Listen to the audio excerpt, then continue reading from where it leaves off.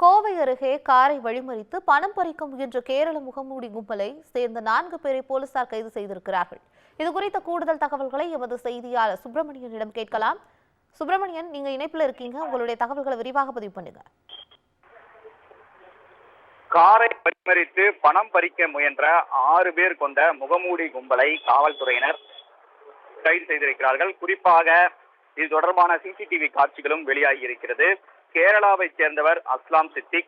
இவர் சேலத்தில் இருந்து காரில் கோவை வழியாக கொச்சிக்கு சென்று கொண்டிருந்தார். அப்போது எர்ணாகுளத்திற்கு சென்று கொண்டிருக்கும் போது மற்றொரு காரில் வந்த முகமூடி அணிந்த 6 பேர் கொண்ட கும்பல் அவரை கட்டையால் தாக்கி பணத்தை கொள்ளையடிக்க முயன்றிருக்கிறது.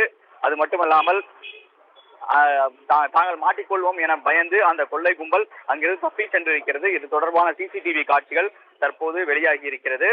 இது தொடர்பாக காவல்துறையினர் வழக்கு பதிவு செய்து கிட்டத்தட்ட கேரள மாநிலம் பாலக்காடை சேர்ந்த சிவதாஸ், ரமேஷ் பாபு, விஷ்ணு, அதே போல அஜய்குமார் ஆகியோர் தான் இந்த கொள்ளை முயற்சி சம்பவத்தில் ஈடுபட்டது தெரிய வந்திருந்தது. அவர்களை காவல்துறையினர் கைது செய்திருக்கிறார்கள். அது மட்டுமல்லாமல் கைது செய்யப்பட்ட அவர்களை கோவை மதுக்கரை குற்றவியல் நீதிமன்றத்தில் ஆஜர்படுத்தி நீதிமன்ற காவலில் சிறையில் அடைத்திருக்கிறார்கள். இந்த வழக்கில் இன்னும் 2 பேர் தலைமறைவாக இருக்கிறார்கள்.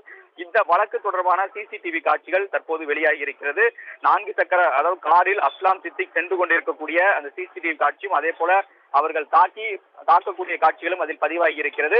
கைது செய்யப்பட்டவரிடம் விசாரணை நடத்திய போது வேறொரு நபரை தாக்கி பணத்தை கொள்ளையடிப்பதற்காக இவர்கள் திட்டம் போட்டு இருந்ததாகவும் ஆள் மாற்றி இந்த கொள்ளை முயற்சியில் அவர்கள் ஈடுபட்டதும் விசாரணையில் தெரிய வந்திருக்கிறது.